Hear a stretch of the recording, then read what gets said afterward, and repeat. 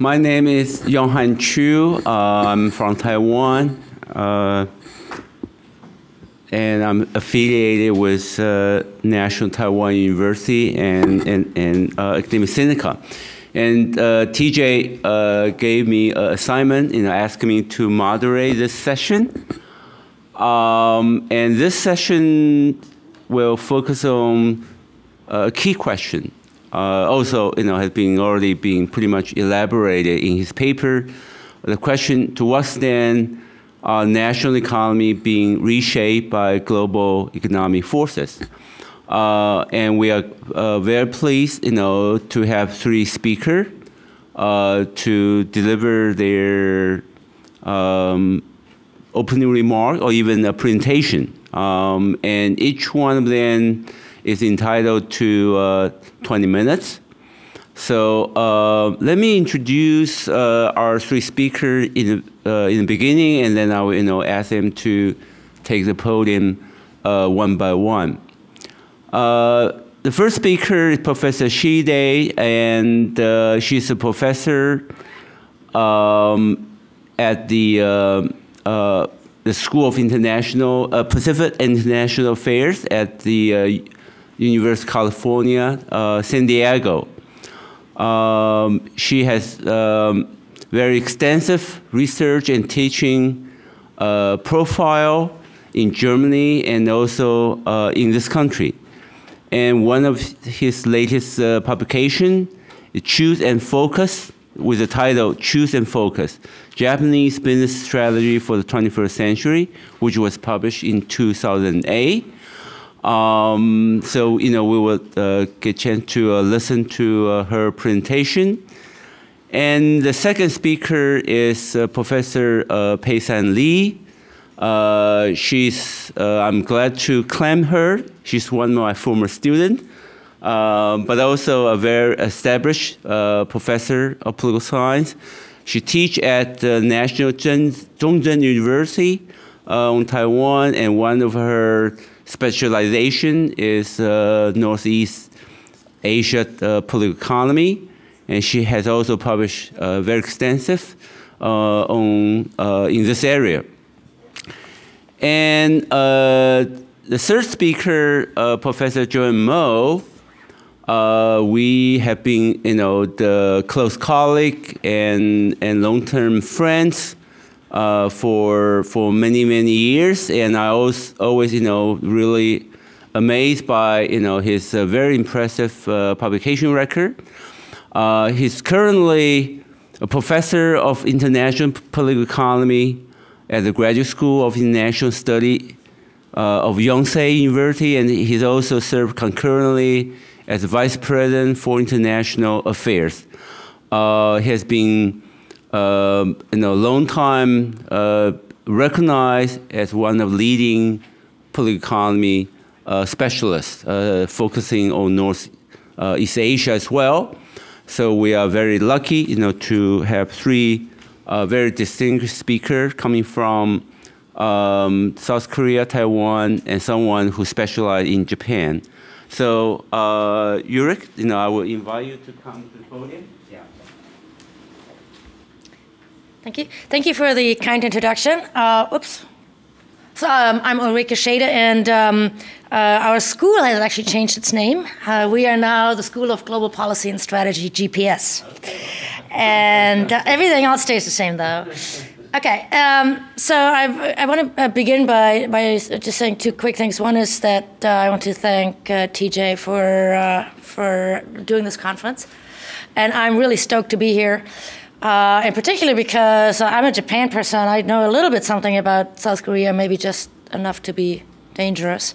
I know almost nothing about Taiwan, so I look forward to changing that over the next couple of days and in this project. And I'm also I'm a little bit the odd person out, or kind of who does not belong, or nakamahazure, because I am not a political scientist. And so for me, things like democracy might be a control variable. But I'm coming in from, and I'm fascinated by the idea that it could be anything. But I'm coming in from a sort of a business school background, and So TJ has asked all of us for some comments, and I thought I'd have a little bit more than 20 minutes, so I'm going to roto-rooter you through a large number of PowerPoints here.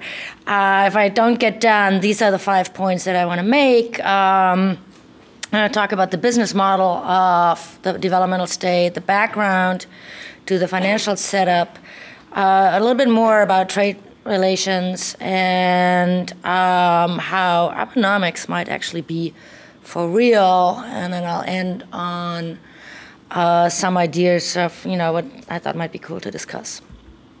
Okay, so TJ in his paper lays out that the business model of Japan was that because there are so few raw materials, let's import these raw materials, then process them, add some really nifty value added in terms of clever commercialization and high quality mass production, then export these high value items, earn a lot of wonderful dollars, use these dollars to buy licensed technology, make even niftier items, and so that's sort of the idea behind it. And I'm actually basically just putting this up because I just want to signal that I completely agree with Professor Pempel and how this worked. So, and he also has some things about how the LDP was in power for 50 years and was actually kind of geared more towards being a machine to be reelected rather than to govern.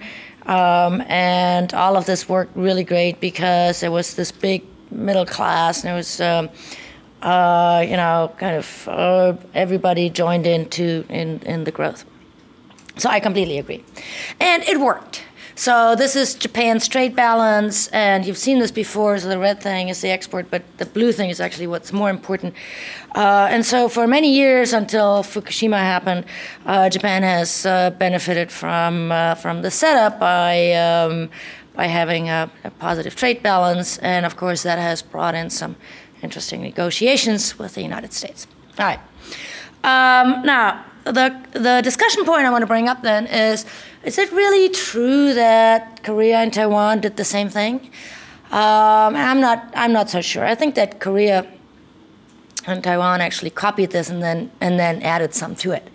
Made it better in a way, so to kind of improve on the import protection and copying technologies, but then also build their own capacities in different ways from Japan. So I think one of the things we want to discover, may want to discuss, is whether it's really true that developmental state is the same model across.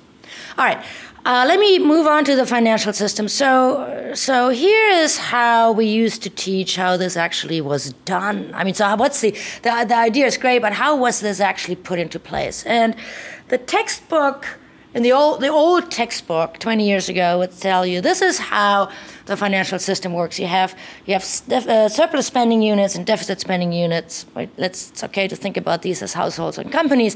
And the question is, how does the money flow from one to the other? And there are two fundamental ways. One is that the households bring their money to a bank, where they put it into a savings account. And then the bank pools that money and gives large loans to companies that are in need of money to grow. Okay? The other way is to do this directly. Companies offer what's called IOUs, bonds, commercial paper, any IOU really, and sell those directly to the households, with a sort of an interest rate. Okay, so and then investment banks are in charge of this, and this sort of separation between commercial and investment banks goes back to the Glass-Steagall separation in the United States, which was then also brought to Japan through MacArthur and during the occupation. The Japanese government looked at this and said, this is the best thing ever. We can use this if we just, oh, by the way, this is driven by the DSUs. Okay. So before I go to Japan, let me just say what happened in the United States, just to tell the end of the story. Fast forward, the investment banks get bigger and bigger. In the late 90s, Sandy Weil decides that Glass-Steagall is yesteryear. He merges Citi, Travelers, and Salomon Brothers. Goldman Sachs doesn't like that, so they kind of become there used to be a partnership, and that was really great. But then Goldie became publicly traded. The Glass-Steagall was moved aside. The investment banks got really big, but bigger and bigger, and are now running the United States. And then, as I say, the rest is history. And happily, it's history. What happened in Japan was that the Japanese government said, this is like the coolest thing. If we just do away with stocks and bonds and markets, then we can guide the entire system through the commercial banks. And the United States also, or the Supreme Commander also brought interest rate regulation. So the Japanese government found a way to keep the cost of borrowing low and then guide money to the winners that were picked. I think we all know this. It was a really nifty system. It ended in the 80s. And it ended because the Japanese government needed more money, and so it was issuing kokusai, government bonds. So that was kokusai-kan number one. And then the second aspect was the internationalization of finance, which meant that large companies wanted to get away from the banks and issue money abroad. And then came the bubble, and then that ended a lot of this. In particular, the bubble brought about a banking crisis. And I know that I'm going really fast. I'm happy to revisit it later, but here's the upshot. Those of us who studied Japan in the 80s and the developmental system and then sort of that, we had to learn about all of these banks.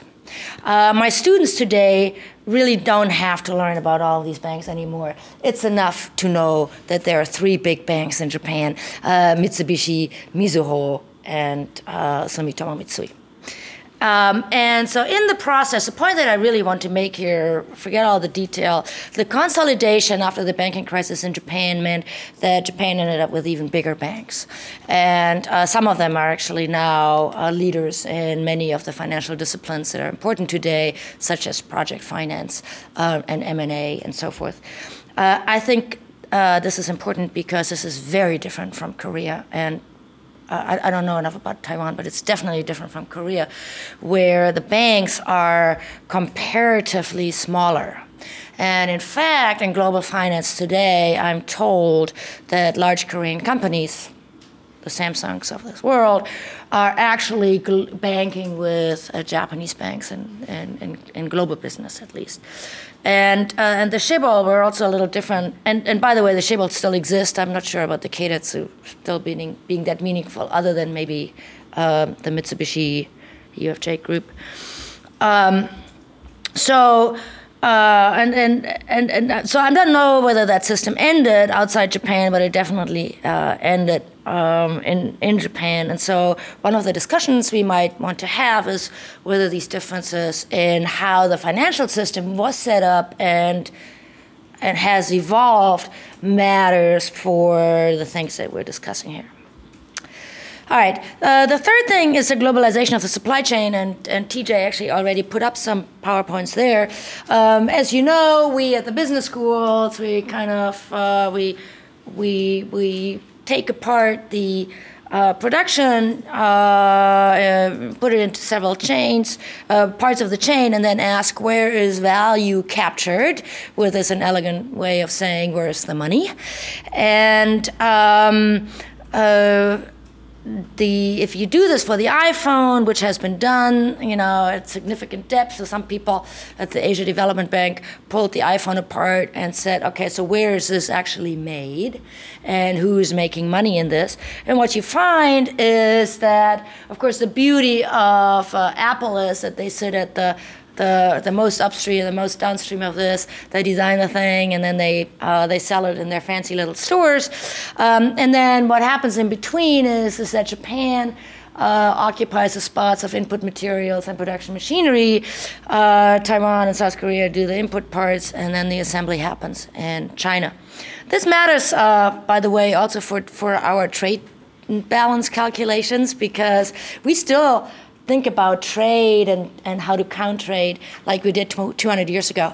So if we buy an iPhone here, that's actually kind of counted as an import from China. Oh, so we have a trade deficit with China, which we actually don't have if you were to do this by value added. Actually, let me see. So as I did the iPhone, they figured that that actually 34% of the value added of the iPhone. This is the old iPhone, but never mind. This kind of still holds. That 34% of the input of the iPhone is made in Japan because Japan makes some very expensive fine chemicals for electronics, and so does Germany does the liquid crystals, and so the Chinese portion of this is actually only 3%, and that matters because of what's called the Smiley curve of profits, where you know the realization is that the money is upstream and downstream, and so Japan at some point in the 90s woke up to this fact and said, well, there's no money in making toasters or blow dryers or washer dryers in Japan. Japan has lost the cost advantage in mass producing this sort of thing. We need to get out of this stuff. And so if you read the news carefully, you will see announcements by one Japanese firm after the other that they're actually no longer interested in B2C and consumer products, that they're moving into the business-to-business segment. Panasonic is just a recent example. They don't really want to sell us cell phones anymore. They want to sell us the entertainment equipment on the airplane, right? Because that's where they think the money is. So this change, I think, is important because it differs across the three countries.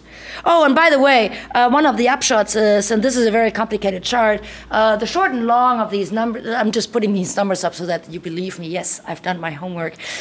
We figured this out. So Korea and Taiwan have a trade deficit with Japan, and China has a trade deficit with Korea and Taiwan. So as we look about this whole supply chain in Asia, it turns out that Japan actually sits at a pretty sweet spot with its fine chemicals for electronics. I have many more pictures on this, but in the interest of time, let me just push this. Okay, so the discussion points here that I see is that even if we talk about dismantling the system or whatever it is that we do, that Japan, South Korea, and Taiwan are at very different levels of the supply chain, even as all are trying to move up, but they're different levels of specializations, which is sort of an interesting difference in outcome.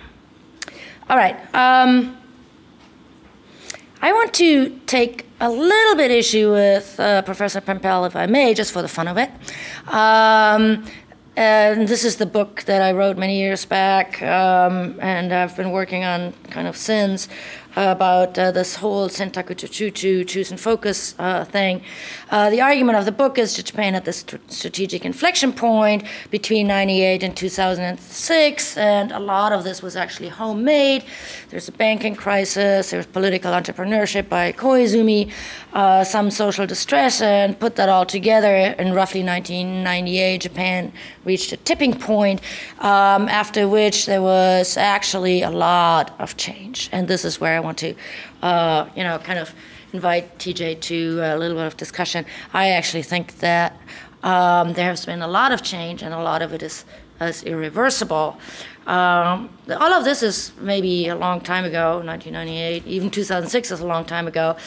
But the banking crisis actually brought a real need to restructure and reorganize through, and this was done through new laws in a large number of categories, new shareholder rights, new rules on labor, new rules on corporate governance, the undoing of the previous cross-shareholdings, the influx of foreign investors. So some 50% of shares traded at the Tokyo Stock Exchange are now either traded by foreign investors or by institutional investors.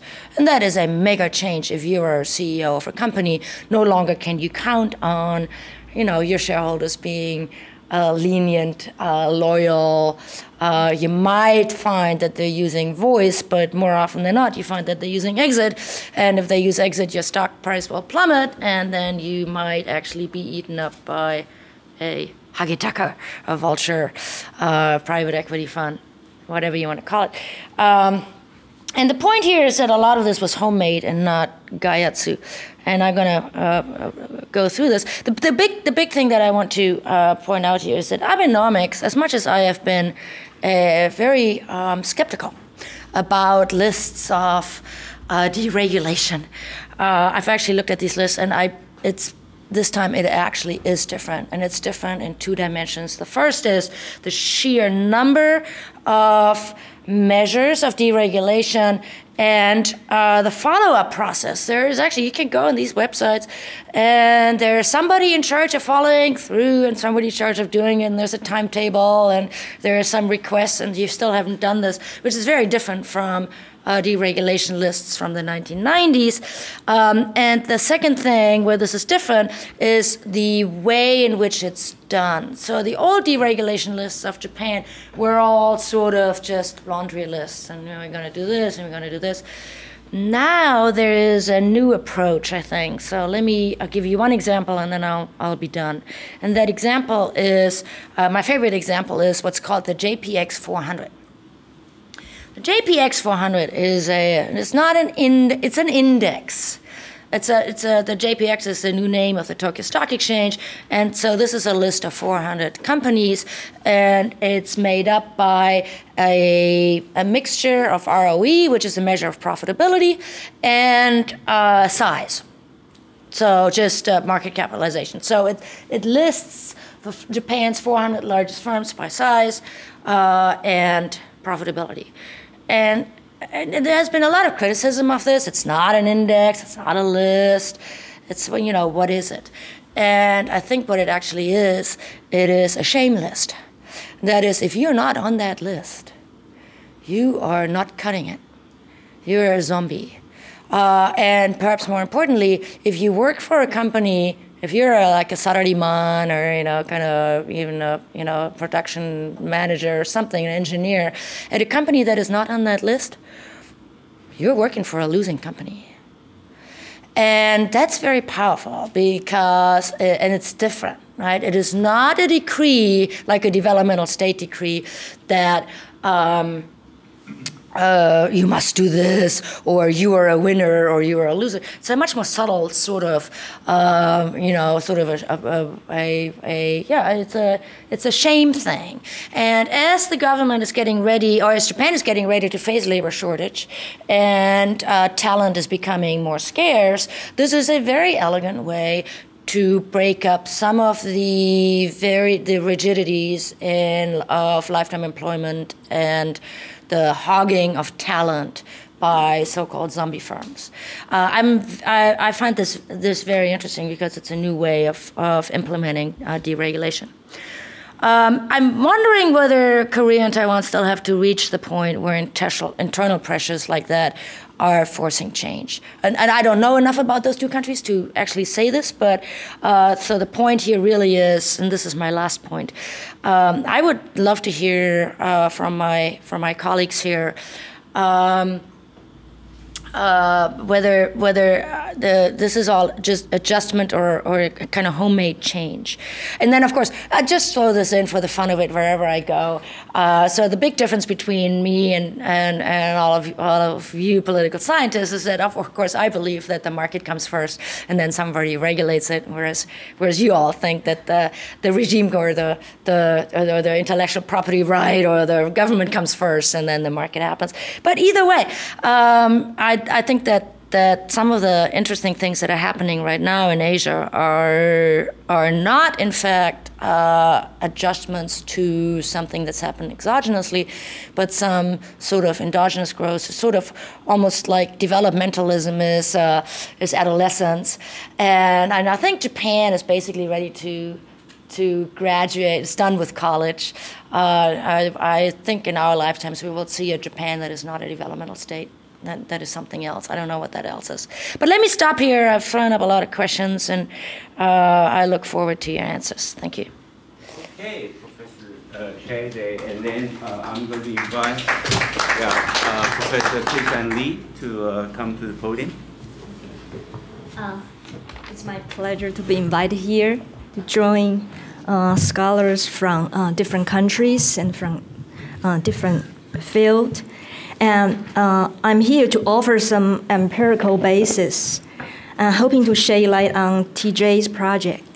My schematic presentation is also self-serving exercise in that I've been pondering on how to recollecting the evolution, next page, the evolution of Taiwan's developmentalism in the past 25 years in a coherent line of reasoning.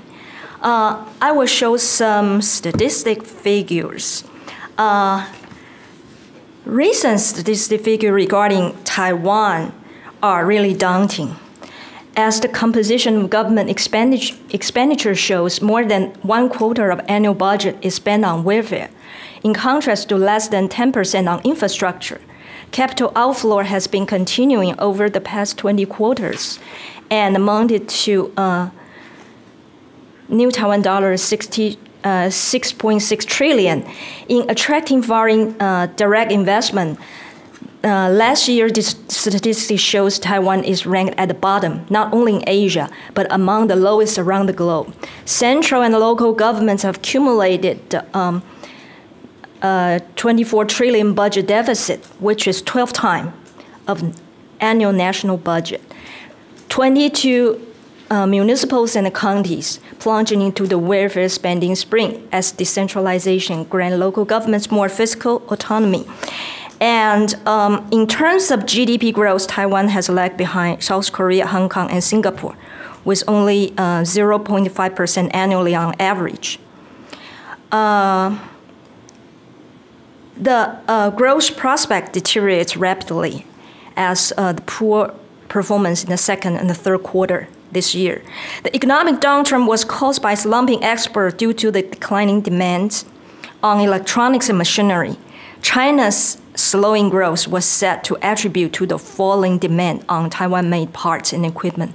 Others blame the rise of red supply chain in China for Taiwan's export outlook, which also indicate the local sourcing of global supply chain in China has been increased to the extent to which Taiwan-made manufacturing advantages are to be surpassed. All this accounts for Taiwan's gloomy figures. Yes. But put Taiwan in comparative context, whether the 1997 Asian financial crisis and the 2000 global financial crisis, which shows Taiwan's resilience in coping with external shocks. What is the complexion of the post-developmentalism in Taiwan? So I raise 3 puzzles.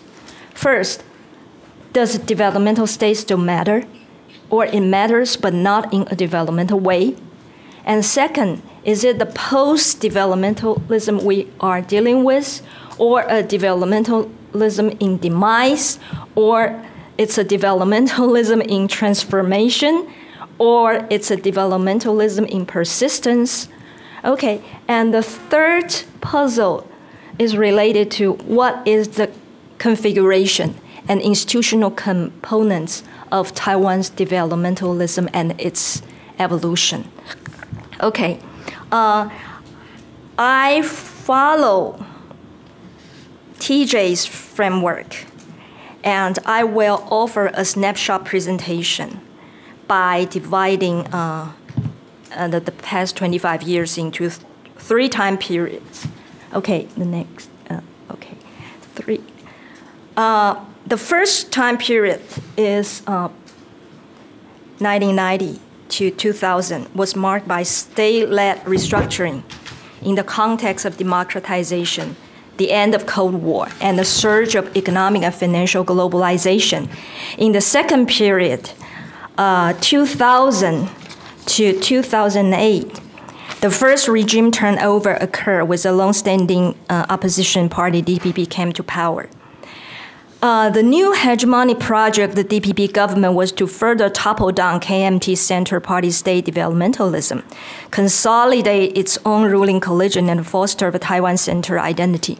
The third time period, 2008 2015 was characterized as the attempted resurrection of developmentalism by the KMT and the reconciliation with China. But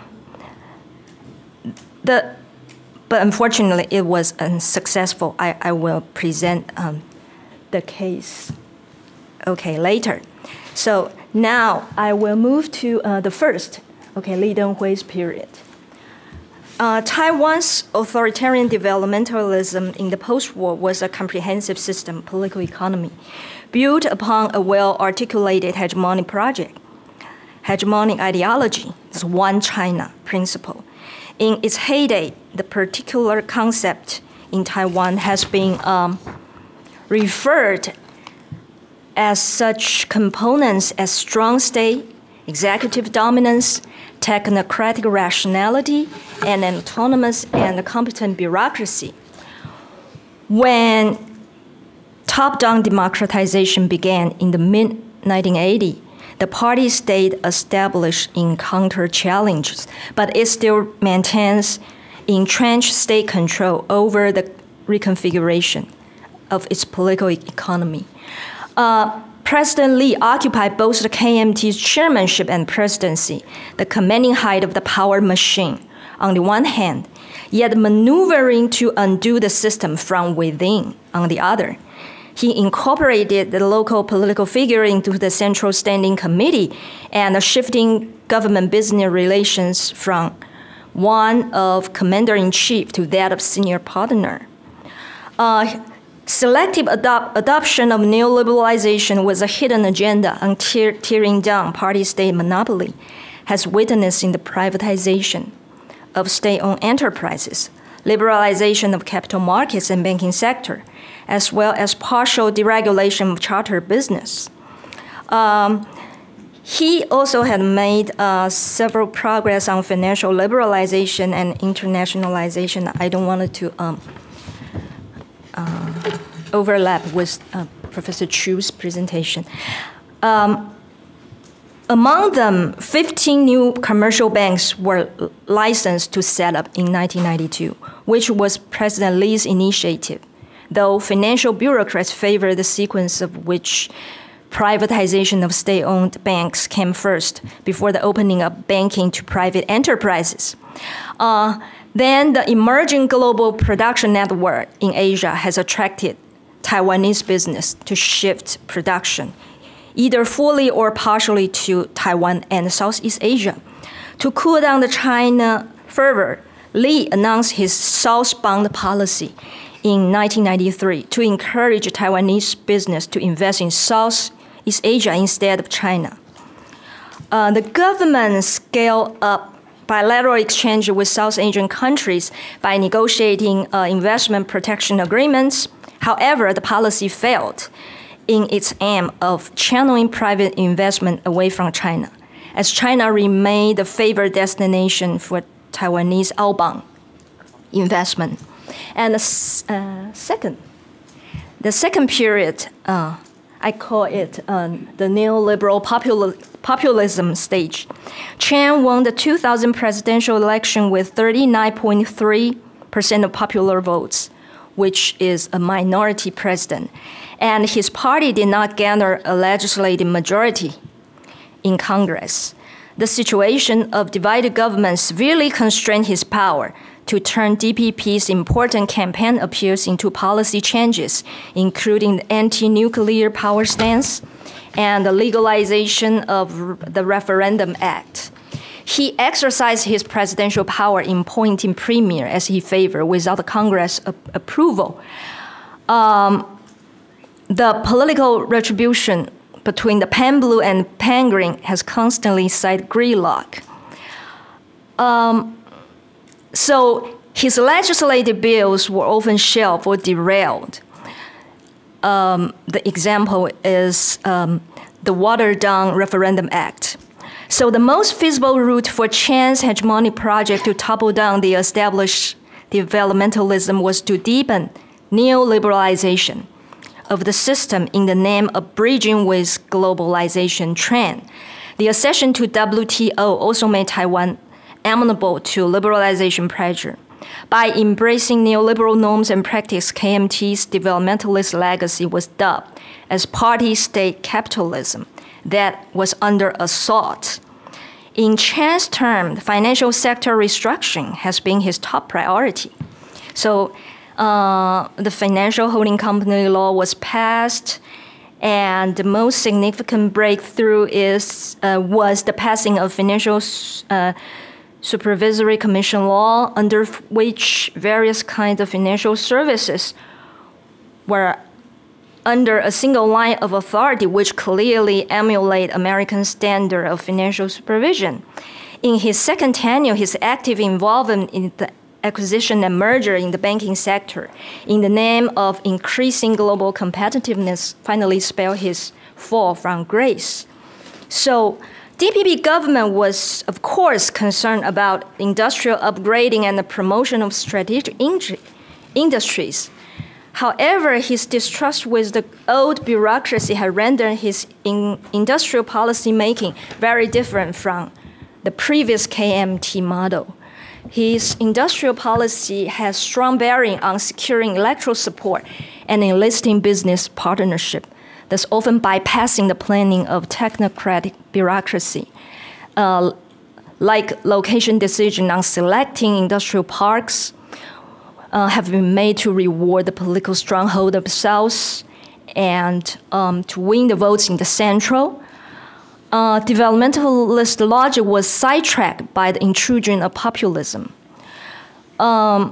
His famous industrial project in 2002 was on nurturing TFT LCD, DRAM, and 3 other strategic industries that turned out to be a dismal setback. After its peak in 2007, the huge amount of preferential bank loan with the startup injection of 2 trillion new Taiwan dollars provided by state-owned business, lured leading firms to plunge in.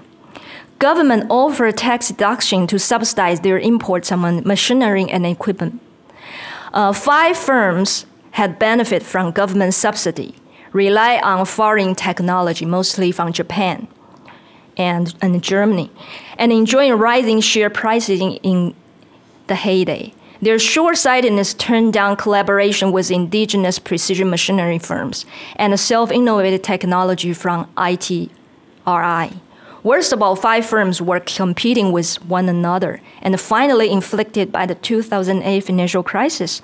Their market share shrank drastically afterwards and replaced by Korea. So government did not play a coordinating role in mediating mergers and pressing on R&D, despite on the pork barrel spending. On cross-strait relations, industrial relocation to China was accelerated in the 2000s. Actually, in Chen Shui-bian's term, the burst of the dot-com bubble in 2001 provided an important impetus for the reconfiguration of global production network, especially for laptop computer. In only 3 years, all the Taiwanese laptop producer has migrated to China. By 2004, China overtook Taiwan to become the largest exporter in the ICT industry. So it all happens in Chan's term. So in his first term, he eased restriction on China-bound investment in high technology. Tax preferences was offered to keep capitalists at home. That's basically the government response to Taiwanese business exodus. In 2006, the Chen administration once again tightened its grips on China-bound investment, but could not reverse the tide of capital flight to China. And up until today, there are 59% of Taiwan's manufacturing has not been made in China, but somewhere in China and overseas. Okay, the third time period, Ying-jeou, 2008 to 2015. Okay, regime turnover again in 2008 brought back the KMT and began a journey to resurrect the discredited model of state-led developmentalism. Ma Ying-jeou won the presidential election with a landslide, and the KMT once again dominated both presidency and the Congress. Ma brought back a team of developmentalist technocrats into his cabinet. And his distance from local factional figure invited expectations on restructuring the populist-ridden political economy. It turned out Ma was a weak president in regenerating state capacity, in steering, coordinating, and removing obstacles. His accomplishment appears to concentrate on rapprochement with China. He endeavored to institutionalize cross-strait dialogue when he signed the ECFA in 2010. Okay, direct flights across Taiwan Strait operate normally now, and tourists from China are welcoming Taiwan. His feeble leadership encountered anti-developmentalist challenge. The perversive social mobilization of anti-developmentalism encompassing anti-nuclear power, anti-development, anti-free trade, and environmentalist forces has gathered momentum from cumulative grievance over years, from states' nippleization, cozy government-business relations, aggravated income inequality, and the fear from the rise of China. The societal hostility on KMT's version of developmentalism has culminated in last year and resulted in the suspension of forced nuclear power plant construction. But excessive emphasis on environmental and procedural justice has hampered new investment projects and dismantled developmentalist governments. On another front, xenophobia reached the climax. The outbreak of sunflower movement last year manifested a major setback on Ma's mainland policy. The movement was basically a coalition bound together by a common desire to resist China's rapidly expanding influence over Taiwan. So the cross-strait service trade agreements was shelved. The highly contentious and polarized politics in Taiwan hinders formulation of a strategic vision on cross-strait economic management. So in light of the above analysis of Taiwan case, structural changes such as emergence of GPNs and democratization at home in particular have obviously rendered the developmental institutions feeble, if not in complete demise, and established developmentalist instrument less effective. On foreign and security policy, Taiwanese government have remained close tie with U.S. But in the meantime, China has proved to be the most significant factor in affecting Taiwan's domestic power realignment, regional positioning, and economic prospects. In the end, I raised 2 points in reaction to Professor Pempel's paper. The first is concerned about the definition of developmentalism.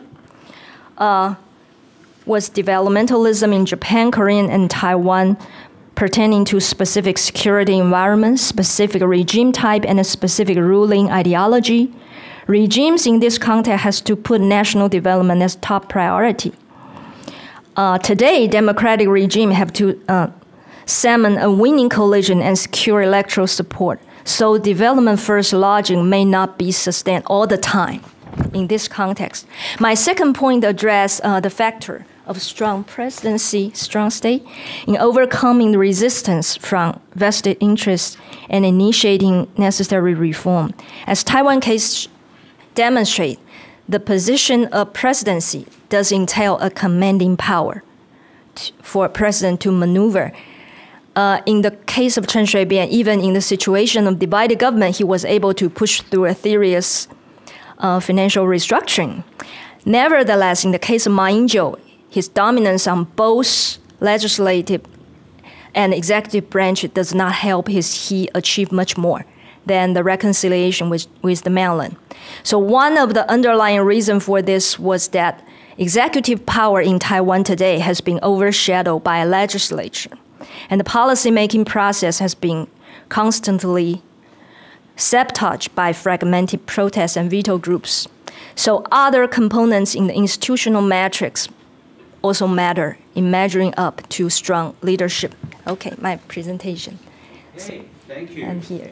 Thank you, Professor Pei-San Lee. Now I will call upon Professor Joan Mo to take the podium. Yeah. I have no transparency. Good. You set a good precedent. Yeah. No transparency. Okay. I don't need. If I sit down too long, I think I'll fall asleep. So I may as well talk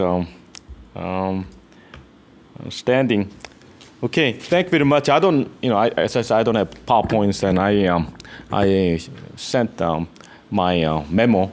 The title is a bit it's too strong. The return of a plutocracy. I don't know. I always have a hard time pronouncing this word. Plutocracy means ruled by rich people, or in Korea it means concentration of power in the hands of chaebol, ruled by big business, I guess. So I said the return of, but I added a question mark, so that I'm not so sure, but we are worried. And my general tone is very pessimistic, as it reflects the general public mood in Korea about the future of the Korean economy. And before I explain what I said in the memo, let me react to TJ's paper, and then that will serve as an introduction to my memo. And the overall impact of China and global capital on the Korean economy is fairly, I think, has been positive. But up until 2010 or 2014, and I guess we made a really quick recovery from the global financial crisis of 2008, and the general mood was very upbeat in 2010, and then Samsung was doing really well. And then I guess our national fortune kind of synchronizes with that of Samsung Electronics. In 2014, as you know, that Samsung started losing market shares in China first to new companies like Xiaomi, and then we start losing confidence. Then it's not just Samsung. We say 6 major industries in Korea: steel, chemicals, automobiles, electronics, machinery, one more, shipbuilding. For the first time in our history, all 6 industries are in a recession. So the first time it happened. But even before 2014, a number of globally really competitive Korean companies has been shrinking. It used to be 10. It was down to around 2014, 2 companies that are really truly global companies or globally competitive companies: Samsung Electronics and Hyundai Motors, and everybody else was kind of lagging behind the rankings. So only 2 companies remain among top companies, and even they are showing weakness. And so 2014 and 2015, the public mood has been really negative. So I would say to TJ that you've been very positive about Korea's performance since probably 1997. But you may have to reassess. And then in general, people have said that I think China and Korean education have been really key drivers of Korean growth since 1997 Asian financial crisis. Okay, that's my response to that. And impact of democracy, I guess we'll talk more about this in the next session. Again, I think I agree with it. It's been generally positive due to investments in education, welfare, regional development is another positive factor. In general, our economic system and policy has been more transparent, and our government has become more accountable. Those are positive effects, but TJ might have overlooked many negative effects people talk about, gridlock, populism, or militant labor unions. I think the worst effect has been inconsistent and short-term government policies. So now, dominant discourse in Korea is that we need a constitutional revision to move to a two-term presidency. So single-term presidency produce lame duck president way too early. So I don't think this is the solution. Personally, I'm opposed to this, and I don't think two-term presidency will solve our political problem. But that's, that has been proposed as a solution to our political crisis. So that's my response to that. And I guess overall, today's main topic is the status of the developmental state. I guess it all, as everyone says, it all depends on how you define it. But the way I define in my work is that in terms of policies and institutions, I guess 4 of them are most important. Export promotion. I guess we don't talk that much about that here. Industrial policy, and then business government cooperation, and then financial control. Except for the last one, that we open our financial markets, and that Korean big businesses don't really need banks anymore. So they became more independent financial sector. So the government channeling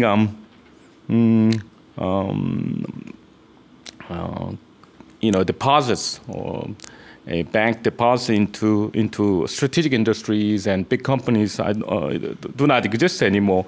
But the other 3, I guess, export promotion, industrial policy, and business government cooperation are still intact. I mean, the basic machinery is intact. But what's really interesting about this is that although the system is fairly strong or has not changed much, the performance has changed. Especially since 2010, and whatever system we have, developmental state, it's not working very well. So the reason is that remember industrial policy. If you just focus on industrial policy, it stopped working since 1980s. It's been a long time since Korean government ever succeeded in picking winners. No. Some of the success ones we have, like Hallyu or cosmetics, had nothing to do with the government. So since 1980s, the government has been able to, show any result with their industrial policy. So, but Korean chaebol have been doing very well without the government support. That's why I think that that you have this maybe misconception that a developmental state is on the surface is intact, but working very well. But it's really the traditional understanding of how development state worked. It really didn't stop stopped in the 1980s, and I would say since 1990s it's just Korean companies, chaebol, who've been very successful on their own. So in theory, I mean, the chaebol can prosper without industrial policy. And now the problem is chaebol can no longer deliver that kind of performance for 2 reasons.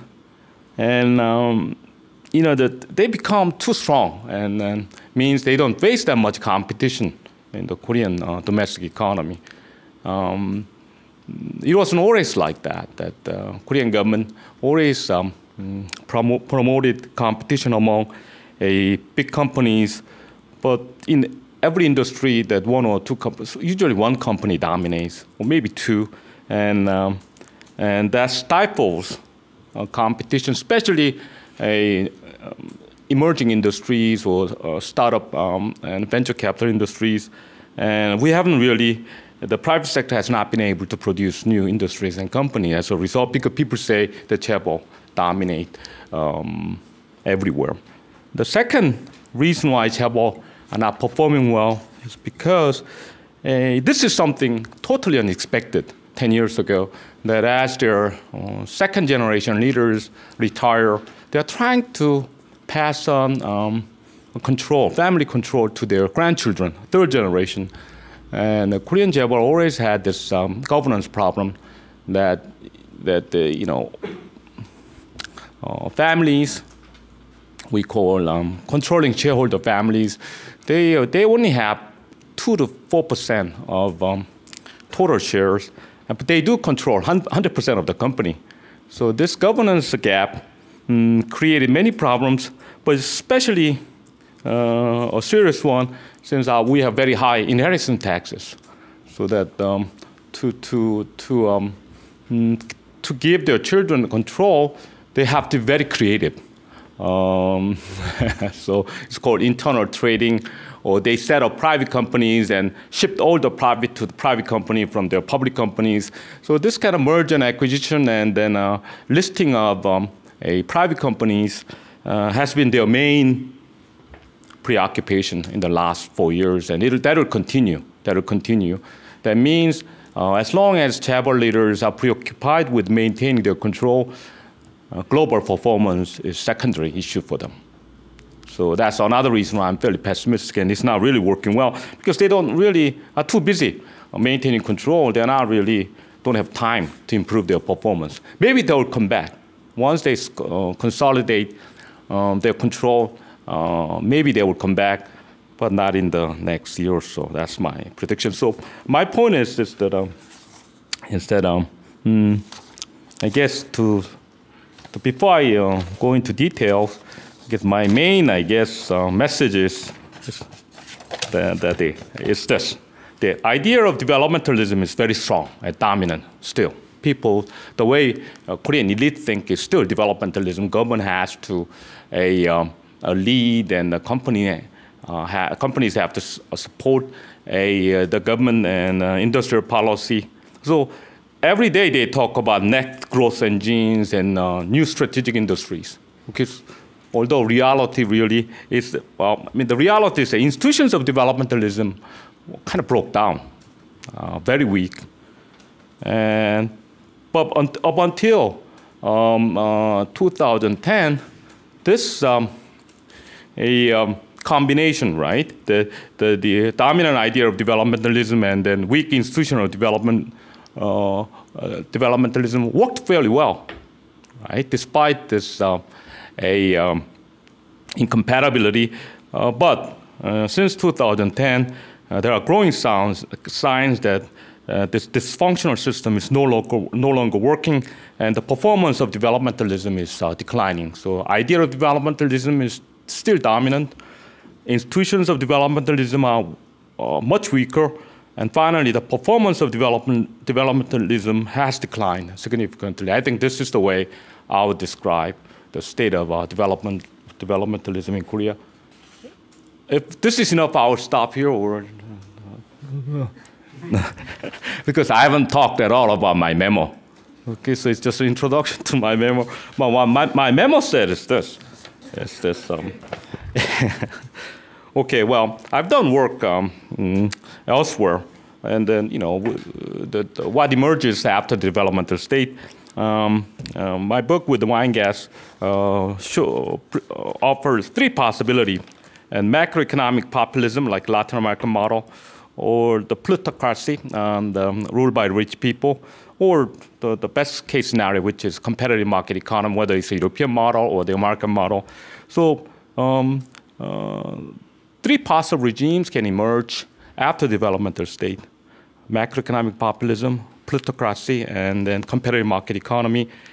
Immediately after the transition to democracy in 1987, there were signs that the plutocracy emerged, and my book has a detailed explanation for this problem. And basically, I think TJ mentioned in his paper that politicians became more dependent on campaign contributions. The chaebol used that leverage to block reforms as well as win many deregulatory concessions. So they were able to expand the investment, borrow money, and expand their investment. And this especially in the mid-1990s, we had this huge investment boom on borrowed money. and that caused the financial crisis. Okay? So this is our way of explaining the cause of financial crisis. Is that the breakdown of discipline on the chaebol and worsen the problem of moral hazard. That was inherent in the Korean system of development. And realizing this, we carried out a lot of reforms after the financial crisis. In retrospect, though, well, we were fairly reasonable because we wanted to discourage borrowings by big companies, and we wanted to keep them out of the commercial banking, and we also wanted to protect small shareholders. And all of these worked, succeeded, meaning the chaebol now much more financially strong. Companies, their debt to equity ratio, they used to be around 400%. Before 1997, it's down to below 100%, about 80% now. And then their cash reserves are like everywhere else, like $400 billion. So we succeeded in making chaebol financially strong. But what we didn't foresee back then was that the succession is going to be a big problem down the road. And this is something new. And family control and succession became chaebol's top priority. And a few recent examples, that, as I said, that Samsung Group, for example, had many private companies that owned by family members. Like Samsung SDS is a software company, but their main client is Samsung Electronics. Since Samsung Electronics gives all its business to Samsung SDS, over the years, I guess in very favorable terms to Samsung SDS, it's called internal trading. So share prices of Samsung SDS have risen steadily. But they decided to list Samsung SDS 2014, and Korean media did not really report what the PER ratio was, price per earning. It was over 100%, 100 times, because Samsung Electronics trades about 7 times. But Samsung SDS went public with at that ratio, and it's gone down to about 50 times now. But jail industry is even worse. Like it went public at about 1,000 times. Yes, 1,000 times. That means that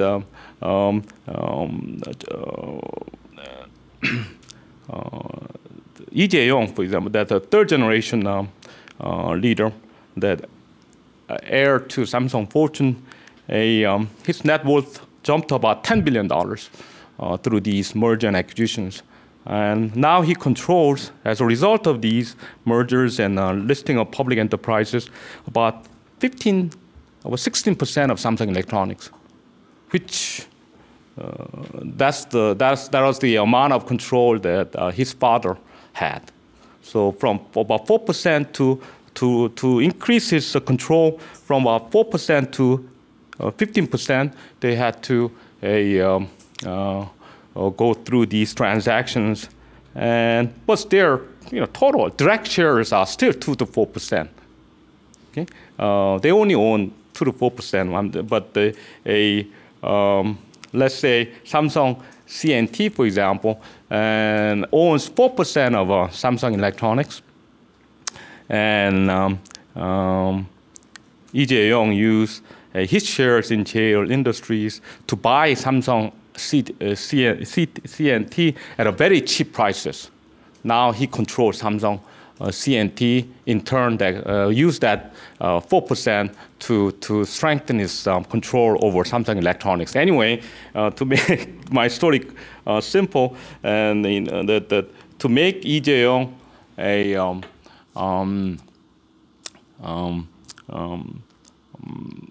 de facto, as strong owner as his father, Samsung Group has to go through this kind of trouble.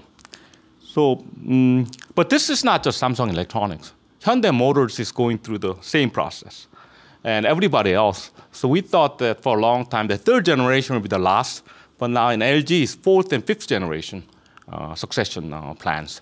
So this is something we did not foresee back in 1997 when we carried out a economic reform. So President Park Geun-hye has introduced many reforms to stop this, but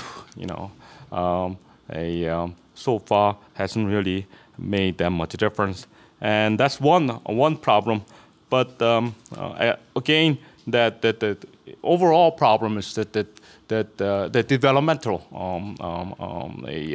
a problem, that is that we think that the central government or the in cooperation with the chaebol can take us out of this crisis. If we can just find one great industry, think they resolve all our problems. That kind of mentality is still very strong. Thank you very much. Okay, thank you, Mo. And now I want to open up the floor for the Q&A. Yes, Joe.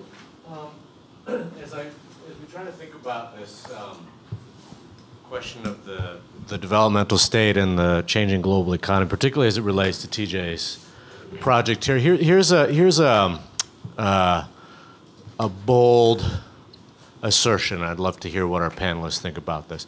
So the developmental state was nothing more than a state that used effective price distortion. So its main lever was a financial lever that distorted prices on the exports through, for instance, manipulation of exchange rates, manipulates prices on inputs, for instance, through wage compression, through the authoritarian system, and so on.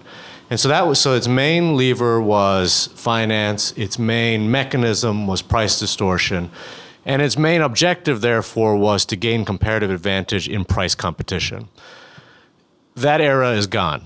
Right, so now it's no longer, and Jong-ren, I think, makes a nice point of this as he talks about the malaise that is Samsung today, as it loses market share to companies like Xiaomi and presumably Huawei and ZTE and so on, is that it's actually less and less to do about market share as a reflection of price competition, but actually about how it generates new value. And that is that's a goal. And it's a set of mechanisms and a set of levers, therefore, that the developmental state, notwithstanding all of the positive orientations towards what a state should and can do, leaves it actually with very few levers in the new economy. So it's just, I'm simplifying things, I'm stylizing things, but if I were, for the sake of conversation and debate, to boil it all down, to look at what the developmental state did, I don't know that that's completely off the wall of an assertion, and therefore gives us some leverage into thinking about the challenges today. Okay. Who's next? Could I just? Yeah, sure, of course. Yeah, go ahead. I think that's exactly right. We already see it in Japan. And in Japan, this started to end in the 80s, so it's been going on for a long time. So I'm not sure it's a competitive advantage necessarily in price competition, but through growth. It's just put the system on steroids by keeping the cost of borrowing low. And then, so you have then the companies that can then become these export machines as we just learned. So I completely agree with that. And so there are a couple of questions that we could ask about this, the developmental state as a model, if you wish, and so what are the ingredients that we actually absolutely need, and what are some of the ingredients that we could do without? And I think China comes in as a very interesting case here. So I think that the finance part is an ingredient that we need, and when that goes away, then things change in dramatic fashion. We can maybe do something in the stock market. So I remember in roughly 1990, there was a Japanese finance minister who said that the stock price was way too important to leave to the market. And I always had to laugh about it. And I think Samsung was trying to do something like that for a while. Let's not leave that to the market. Let's make sure that we can control the stock price or something. So I think the finance part, as you just said, is totally important. What I find interesting about the China example is the question whether the greenhouse, as TJ called it, the sort of the seclusion, is absolutely necessary, because China is doing it with a lot of inflow of foreign money and FDI and that sort of thing. By the way, I wanted to add something to what you said, which is about this manufacturing that's flowing out of Taiwan. And the question I have for you is actually, is that a bad thing or a good thing? Because the stuff that's flowing out of Taiwan into China is assembly, where China is great, low labor costs, do it in large numbers. And in fact, this U-shaped curve that I showed is exactly so. This is a difference between the business school perspective and political science. It's good for our company, but not necessarily good for our economy. No, it's in good terms for the of job economy creation, to do higher value added is great. So our company doing well, by setting up, the manufacturing platform in China. Yeah, the shareholder benefit, but whether there's our new industry, emerge to replace the vacuum, they left behind, that's another story. Yeah. Craig? Yeah, you Gregory, Noble, Professor? Yeah, the next. I wanted to follow up on Joe's point, because I think that's not the whole story. And if you compare the Northeast Asian developmental states, and I find myself in a funny position, champion this idea, which I've criticized my whole career, but if we use that as a hand-waving level, if you look at them in comparative perspective, particularly look at them in every place in Southeast Asia, except, of course, Singapore, which is a very different kettle of fish. The differences in education, in training, in infrastructure, in research and development are gigantic, and they haven't changed in the last 10 years. So I think I can understand why Yunhan or others, or Peishan from Taiwan, are very concerned about a lot of the problems that Taiwan is facing. I know that people who study some of the things I study for China are very critical of the Chinese government. Everything's terrible, terrible, terrible. But when you step back and look in comparative perspective, there's still a gigantic gap. And I think it's a little bit misleading to focus only on these narrower aspects. And in particular, the educational system, I'm in an East Asian university too, and everybody's critical of our university and the whole university system, and there are lots of problems. But if you look at the OECD's PISA scores, if you look at other measures of educational attainment, if you look at R&D activity, if you look at patenting, the gap between Northeast Asia and Southeast Asia is immense. So I think it's a little bit misleading just to look at these narrower measures. Okay. Yes, the lady in the back. Yeah. Would you like identify yourself? My name is Sofia Shweri. I'm a visiting scholar at the Center for Middle Eastern Studies. I'm actually interested. I have a specific question for the Korean presentation. I want to know, as I come from planning, I'm a planner, and I look at eco-cities in Korea. So I study Songdo, Sejong, all these major developments. I'm interested in basically learning about the institutions that you referred to. You said the developmental institutions are breaking down. Can you really elaborate on this? What sort of institutions? Because I'm one of the things that I find missing in this conversation, because I come from planning, is for me the developmental state is also about what happens basically across Korea, regionally and spatially. So there is a spatial component or a territorial component to the developmental state that I'd like to hear more about. And in planning, we're talking about the emergence of something called developmental environmentalism, for instance, in Korea. So can you please elaborate on what do you mean the breakdown of the developmental institutions? Okay. Yeah. You want me to answer now? Sure. Thank you. Please. I think TJ already explained a lot of that, but the bureaucracy is one. The bureaucracy. We moved them to outside of Seoul, and that's one sign. This one-term presidency, and we had changes of government, and the National Assembly is becoming much more powerful. and the morale in the bureaucracy is very low. And it's not just just the morale. They don't attract top people anymore, and they quit their jobs and move to private sector. So this kind of prestige they had is disappearing. And when I so the ability of the bureaucracy to guide the economy or support industries no longer exists, and I think Samsung and Hyundai don't really count on the government at all. They consider government as a big burden or a troublemaker. It's not. They're not really trying to work with them. Okay, so that's what I mean. So yes. Can I just add one thing? The reason I'm asking you this question is because I was faculty for 6 years at Seoul National, and I was in the Graduate School of Environmental Studies, and my students who were master's and PhD students in planning, yes, their main objective was actually to graduate and take positions in government, and they were willing to move to Sejong City just to have the government position, which I find quite interesting. And in a sense, it's telling a different story than the one. So maybe it is what the earlier... but I would assume that if you specialize in urban planning, obviously public sector employment is the best employment, right? I mean, so it really, not very typical, example, you try to utilize. Is it urban planning is a very pretty much, public sector oriented career. Is it though? In Korea? I mean, probably everywhere. You work for local government, the city government. If you want to be a developer, then you should go to B school. You don't study urban planning. Well, that we can disagree on. Yeah. I don't think it's only in government. I think planners now have a lot of jobs, outside of the developed world, mostly in the developing world.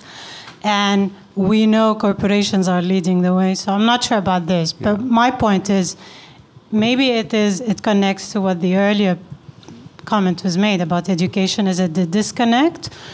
Or is it because just planning as a field, where in Korea, it's really important to be part of the government because it's the government that actually tells them what they need to work on. It's still the leader in planning. It has the vision, and the vision gets basically filtered down and implemented at the local level. Maybe. This is why I was interested. Government jobs are very popular. That's true. That's true. Because young people these days want stable jobs. So not just Korea, everywhere government jobs are very popular. I'm more talking about the effectiveness of the bureaucracy and producing results. And when young people go to government, they don't think about those issues. See, they want just jobs and good jobs and stable jobs. And I don't think they go to bureaucracy now. I mean, it was not like that 20 years or 30 years ago. And the really ambitious people, are giving up the bureaucracy. So that's, I don't know whether, okay, that'll be my answer. TJ, you want to? Yeah, this raises kind of an interesting question. The panel raises an interesting question for me, and I'll start by making one quick observation. As I hear the descriptions of the Korean and Taiwanese cases, the story that I come away with is the government and the bureaucracy and the technocrats used to be powerful in shaping the economy, and that's beginning to erode. But when I hear Ulrika, there's an underlying sense that I get from your presentation that the driving force of everything has been the company. And I guess I'm really asking you to go back before the period that you're most focused on and at least address the question of whether you would be tempted to say, you put it in the balance of economists versus political scientists. Would you say the political scientists had any credibility in explaining Japan in the period prior to that major financial reform in '98 or whatever?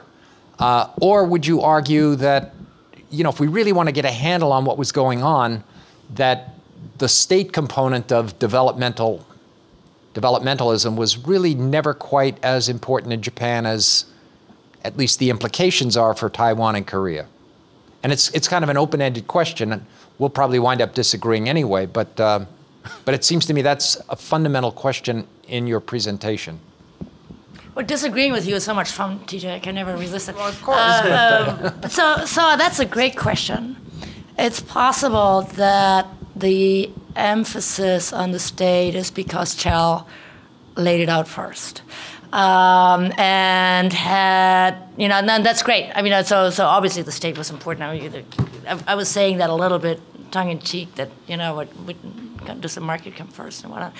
But I think what's interesting about the Japanese variety of you know, what happened in the 50s and 60s is that it's not even clear to me how the guys who were sitting in the ministries and the guys that were sitting at IBJ and the guys that were running the companies were actually different.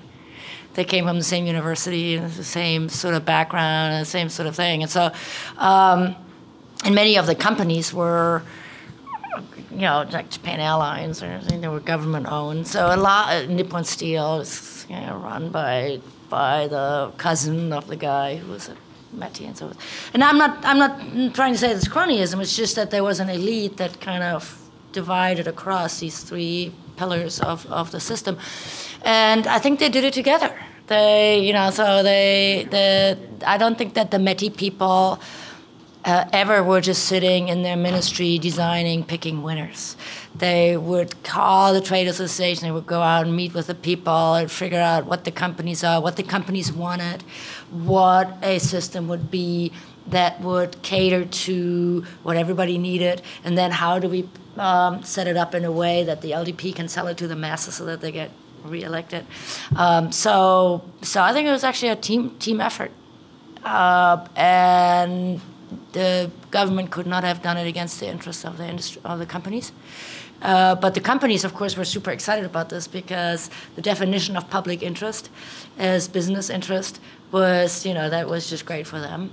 And so let's all grow and hire more people, and then happens what Pei-Shan says. So, you know, you have more people in the company, so they get richer too, and so you got a sort of a welfare state, kind of tied into it. I don't think that the state actually just told the companies what to do. Nor do I think that the companies told the state what to do. They should kind of figure it out together. But implicit in your comments is that equation has changed in the period since '98 or 2000. Yes. That we used to all be part of the same team. You had certain tools. Right. We had certain tools. We cooperated, et cetera. But the balance, it seems to me, is something you're suggesting now is different. So what happened in the old days was that the ministry was very careful to have 3 or 4 main companies in each industry. So whatever industry you look, they're clearly defined leaders. And that was on purpose so that not one company would not become too powerful. In 1995, I observed that Metis was becoming very concerned about global warming and recycling. And you know, those are great things, but it's very different from picking winners and building a steel industry. So I talked to some of my friends at the ministry, and I said, you know, what's your biggest problem right now?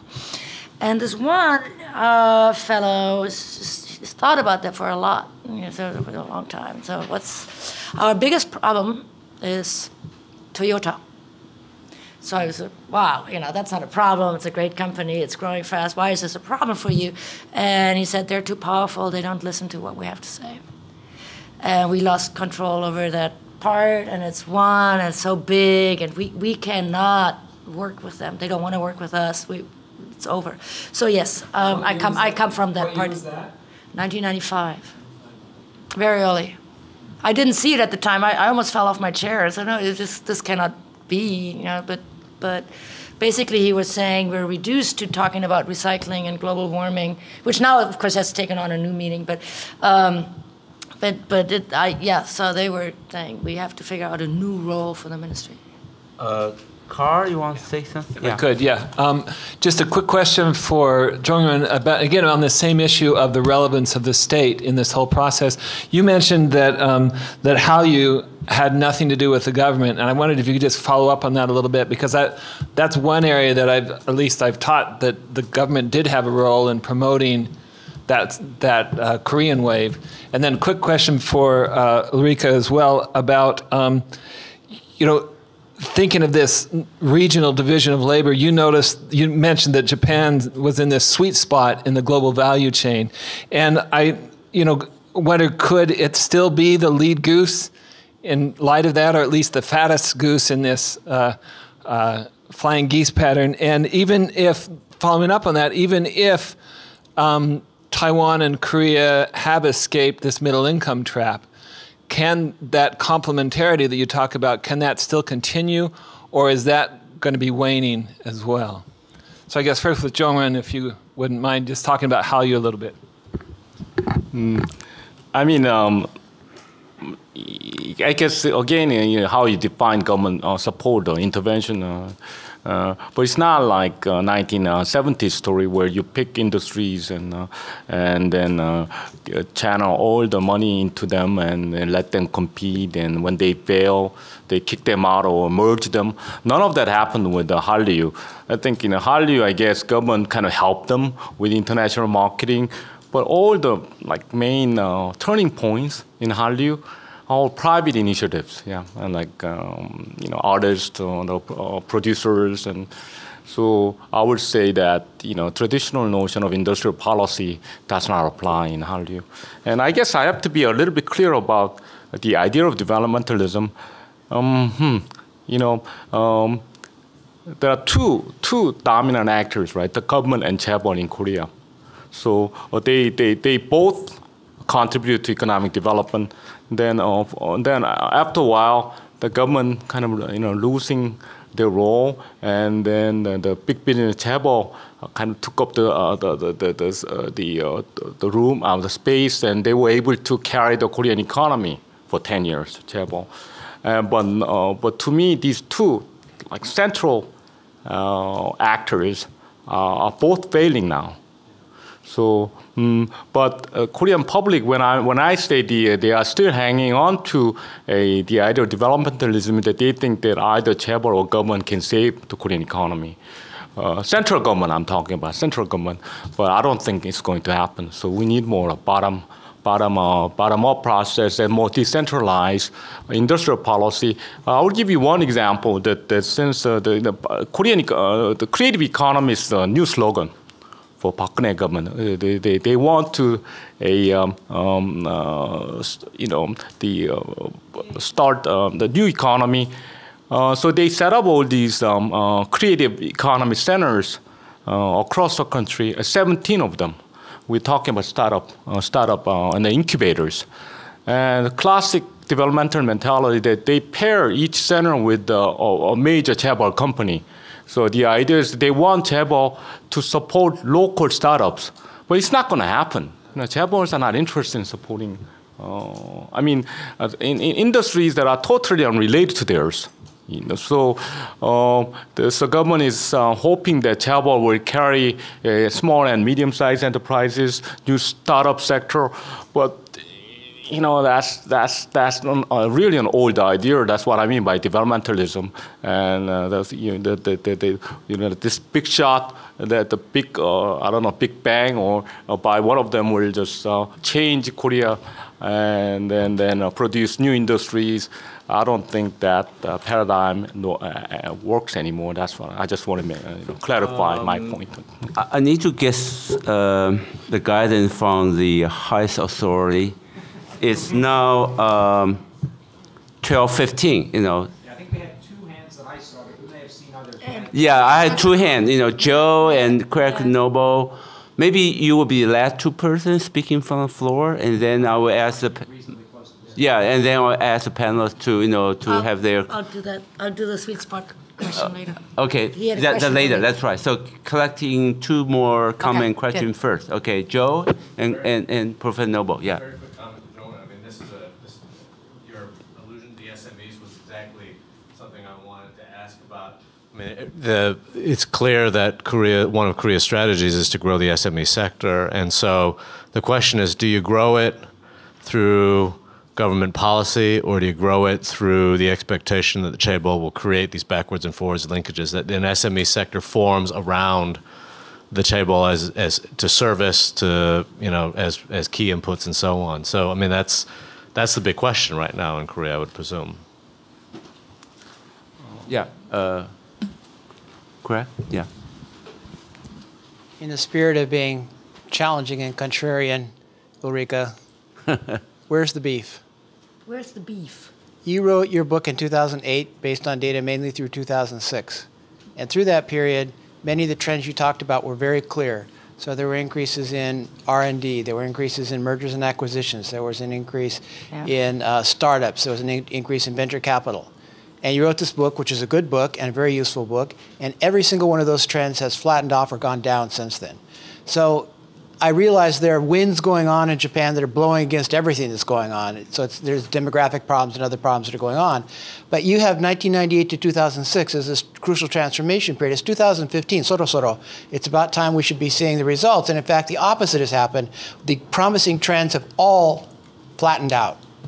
So I'm not saying you're wrong. You could be pointing things that are happening, but it could be that they're being outweighed by other things. But at any rate, what we do not see is what the average listener who didn't know better would think from what you presented, which is the lines are going up even faster than ever. In fact, they're flattening or going down. All right, so that's great. Yes and no. So another way of saying that is, why is the Japanese economy not growing faster? Or why is the number of companies that are doing what I'm discussing not growing? So I actually think there is now becoming a critical mass. And it used to be like 200 companies, and now it's more that are doing the right thing. But the answer is that Japan is somehow, and this actually has something to do with what you were talking about. While the developmental spirit was flying high, Japan never worried about building a social welfare system, as you know very well. And that corporate welfareism was supposed to be taken over that role from the government, so the government saved a lot of money, so the government didn't have to collect all these taxes from these companies, so companies could grow. Wonderful system, one way to set it up. The problem is that today, a lot of the economic activity that we're seeing in Japan should really be labeled as, welfare, especially small and medium-sized enterprise banking, sort of, So if we were to just take that out and look at the growth rate of the companies that are not, in fact, doing sort of welfare offerings, it would look much, much better. The other thing I would challenge you on, if I were living in Japan, I couldn't stand it either. But if you look from the outside, it is changing very fast, and one of the things that is Japan is still the third largest economy in the world, much larger than Germany, which is a fine economy.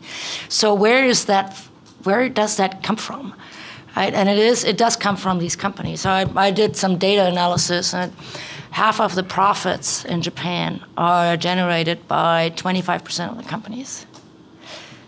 Right? So there's a small number of companies that are basically propelling this economy forward, and they're held back by these zombies and too big to fail. So if I were Prime Minister of Japan for a day, what probably I would want to do is just rearrange the way the transfer mechanism from the state to social welfare. Just don't ask companies to be social welfare agencies. You'd get much nicer growth numbers. Well, we can have that discussion later. Okay, Pei-san, yeah. Okay, there are many small and medium-sized firms on machinery and precision instruments aside the country road in central Taiwan. They perform much better than those subsidized by government. So that's why some taxpayers at home began to question tax preference and policy loans and how that only benefit, especially for IT industry, benefits shareholders. Okay, and in era of a global supply chain, Taiwan appears to be more likely to survive Taiwanese business in fitting into regional production network in other countries in particular. That's because Taiwan has very few free trade agreement with other partners. So higher customer for Taiwanese manufacturing eats out the slim margin of profits. They have to move out. And not only industries, people are working out. Right now, we have 1,500 and 1,000 people live in China. Another 1,500 and 1,000 stay for shorter term in China. So, and the politicians are too smart, because for those who are already working out and for those staying domestically, you know, receiving stagnant wage, and for those out of jobs, the quickest way is to spend on welfare and to build up the social security network. So that's two worlds in Taiwan. One sector is highly connected with the globalized world, relocated. Another part of the world has little to do with globalization, like the place I'm from. There's no it's a rural. There's no, so that's a stronghold of the DPP government. We don't care about China. We can say no to China because we don't need it. So that is also a, you know, really a hit for the model to continue to function. Okay. Okay, Joan, you have the final word. Me? Yeah. Well, I think I've said enough. Okay. Okay, that's good. So time for lunch. Yes. Okay, let's thank our panelists, you know, for their presentation. Yeah.